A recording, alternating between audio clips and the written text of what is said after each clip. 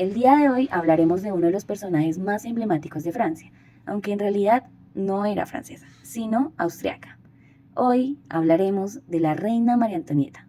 Pero ¿quién fue esta reina que sus súbditos odiaron hasta el punto de convertirla en la encarnación de todos los males de aquella Francia? Y que por consiguiente sería la víctima más famosa de la guillotina. María Antonieta Josefa Juana de Habsburgo-Lorena, más conocida como María Antonieta, nació el 2 de noviembre de 1755 en el Palacio de Viena. Fue la penúltima de los 16 hijos que tuvieron el emperador del Sacro Imperio Romano, Germánico Francisco I, y la emperatriz María Teresa de Habsburgo. En cuanto aquella pequeña abrió los ojos a este mundo, recibió el título de archiduquesa de Austria. No contó con el cariño maternal de la emperatriz, muy involucrada en el gobierno de su marido, pero ese amor lo recibió María Antonieta de su institutriz, que no dudaba a la hora de concederle todos los caprichos. Como era práctica habitual entre los gobernantes de la época, la reina de Hungría, María Teresa, movió sus hilos para usar a sus hijos como peones y fortalecer o ampliar, a través de matrimonios concertados, las alianzas que a los Habsburgo les pudieran resultar más favorables. Pronto le llegaría el turno de establecer vínculos matrimoniales a la propia María Antonieta, pese a tener solo 12 años. Su prometido iba a ser ni más ni menos que el heredero al trono del país archienemigo de Austria, desde tiempos remotos, Francia. El compromiso con el delfín de Francia se hizo oficial en junio de 1769 y la boda por poderes tuvo lugar en abril del año siguiente, cuando María Antonieta Josefa Juana, que entonces tenía 14 años, pasó a llamarse oficialmente María Antonieta Delfina de Francia. Al hacerse oficial la unión entre el futuro Luis XVI y María Antonieta, el pueblo francés tomó con cierta fealdad este nuevo enlace, puesto que no habían olvidado todos los años de enfrentamiento que habían pasado con Austria. La noche de bodas estuvo plagada de tragedias. Primero, no se logró la consumación del matrimonio oficial delante del arzobispo y del en ese entonces rey Luis XV. Segunda medida, encontramos que mientras el pueblo se encontraba festejando esta unión, se incendió en la actual Plaza Concordia varios fuegos artificiales, los cuales provocaron la muerte de 132 personas y hubo centenares de heridos. Días siguientes a esta unión, ella estuvo rodeada de protocolos y un sinfín de obligaciones que debía cumplir, puesto su posición como próxima reina francesa, lo que la llevó a rodearse de un círculo de amigos que ella eligió y que no siempre fueron leales ni sinceros. Cuando Luis XV falleció y Luis XVI tuvo que tomar la posición de rey, por consiguiente, María Antonieta se volvió la reina de Francia a sus 20 años de edad, se empezaron a circular montones de rumores diciendo que ella estaba involucrándose en un poder que no era suyo. Algo que parecía bastante improbable teniendo en cuenta que los ministros más cercanos al rey eran antiaustriacos. Antes de continuar con el documental, es necesario que tengamos en cuenta que María Antonieta no tuvo la posibilidad de involucrarse con el poder, puesto que toda su educación desde niña había sido basada en las artes, las danzas y la belleza, además de ser vista como un objeto decorativo al lado del rey que pronto traería herederos. Es por esto que no es de extrañar que María Antonieta escogiera específicamente las artes, la belleza, el azar, para poder encontrar un poco de libertad dentro de toda su posición. Comenzando por remodelar el pequeño Trenón, que era como ella lo llamaba, a un espacio que contaba incluso con un lago artificial en el que podía pescar. Ejecutaba todo tipo de reuniones sin importar los costos económicos que traería para la corona real.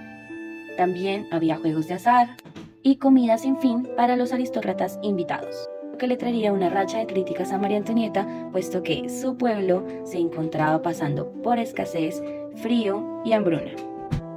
Fueron así 7 años en la corona, hasta que Luis XV y María Antonieta lograron por fin consumar el matrimonio, lo que les traería su primer heredero.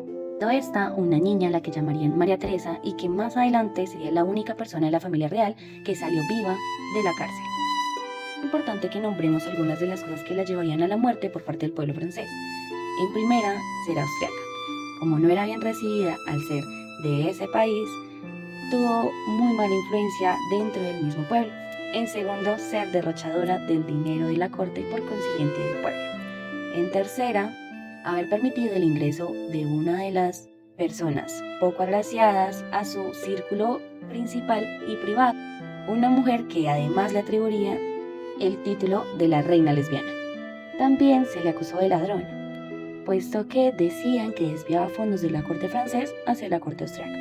A esto de ser ladrona le sumamos el inconveniente con el collar, donde se acusó a María Antonieta de no hacer los pagos correspondientes al joyero imperial acerca de un collar de diamantes hecho específicamente a la medida para la realeza. Podríamos decir que María Antonieta no tenía la mejor influencia dentro de su pueblo. Sin embargo, María Antonieta sí intentó remediar este rumor, haciendo un juicio público delante de todo el pueblo francés para demostrar que era inocente de cualquier acusación. Entre esas acusaciones también estaba el ser una mujer infiel y promiscua. Resultado de este juicio encontramos más abuso hacia la mujer. En este caso, no específicamente para María Antonieta, que ya tenía encima bastantes rumores, sino hablaremos de quien fue acusada en este robo, es decir, la condesa, que hacía parte de su círculo más privado, el círculo de la reina. Aquí encontramos que todos los otros organizadores masculinos de ese robo fueron absueltos de todos los delitos cometidos. Sin embargo, a esta condesa la torturaron públicamente y la marcaron con cuchillos de manera pública en la cara con la letra V, que tenía una semejanza, una relación con ladrona. Y con todo esto llegamos a la Revolución Francesa. Aquí los Estados Generales, una asamblea que se había generado como principio del rey para que el pueblo pudiera dar su opinión frente a los conflictos que se encontraban en aquella época, fueron sustituidos por una asamblea nacional, y esta había derivado en una asamblea constituyente aceptada por Luis XVI, porque no tenía más alternativas que aceptar lo que se le estaba imponiendo ahora. En la asamblea se crea la Declaración de los Derechos del Hombre y del Ciudadano luego del estallido de la Bastilla, donde por supuesto la monarquía ya no tenía el mismo poder. Tenemos en cuenta que esta declaración no incluía a las mujeres como iguales a los hombres, sino como una parte inferior de ellos. El 5 de octubre de 1789 se trasladaron una gran cantidad de personas al Palacio de Versalles, entre su mayoría eran mujeres, para declarar y alegar frente a la falta de derechos y de comida que se presentaba en Francia para la época.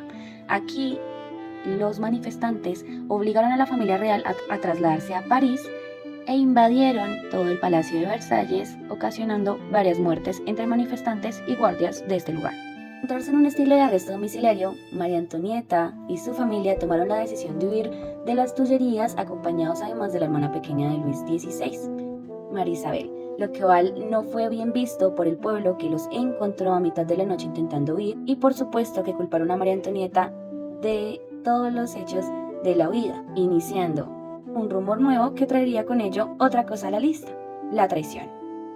Tenemos que añadir a esto que todas las desgracias que vienen a continuación en la Revolución Francesa son en parte culpa de Luis XVI, puesto que el pueblo le ofreció en varias oportunidades instaurar una monarquía constitucional que él no aceptó, puesto que estaba acostumbrado a la monarquía absoluta. Están siendo enviados a la Torre de Temple, donde estuvieron encarcelados el resto de sus años de vida. Aquí hay dos protagonistas principales femeninas en la historia. La primera, una de sus damas de compañía, quien la acompañó hasta el final en todo su recorrido y que finalmente moriría por una enfermedad contraída en la época. Y en segunda, la princesa de Lamballe. Ella había llegado desde Londres para acompañar a su amiga María Antonieta, pero al rechazar los juramentos revolucionarios y su odio hacia la monarquía, fue tratada de la manera más vil posible. Centenares de hombres abusaron física, emocional, para finalmente torturarla, cortarle la cabeza y ensamblarla en un palo para finalmente llevarla hasta la prisión en la que se encontraba María Antonieta. Meses después de este suceso, Luis XVI es llevado a juicio y encontrado culpable por atacar a la soberanía del pueblo, finalmente falleciendo en la guillotina. Así es como María Antonieta pierde el título de la Delfina o reina de Francia, puesto que su esposo ya había muerto, y se supondría que volvía a ser la archiduquesa de Austria, de modo que el país proveniente de ella, Viena, podía reclamar su libertad. Sin embargo, nadie en Austria movió un dedo por ella. A María Antonieta decidieron, antes de su muerte, separarla de su hijo, el que sería el próximo delfín de Francia, para que fuera educado por un zapatero. Adicional, separaron a su hija María Teresa y a su cuñada, que después moriría en la guillotina también. Vemos que María Antonieta no se quedó a la espera de su muerte. Ella intentó huir en varias ocasiones, las cuales estarían llevadas por sus súbditos más leales y personas las cuales cogerían cariño de la reina, según rumores, por su gran personalidad. El día de su juicio, días antes de su muerte, llegaron a ella con todas aquellas acusaciones que les hemos dicho a lo largo de este documental. Sin embargo, surgió una nueva acusación, y esta era una carta firmada por su hijo Luis Carlos, que había sido separada de ella con anterioridad, en la que la acusaba de haber cometido incesto con él. Esto suena algo improbable, puesto que María Antonieta era muy amorosa con sus hijos. Esta acusación es dicha a ella durante este juicio, lo único que pudo hacer fue quedarse callada, y cuando le pidieron que alzara la voz en respuesta a esta acusación, lo único que pudo hacer fue exclamar que cómo era posible que alguien pensara que una madre podría hacer eso.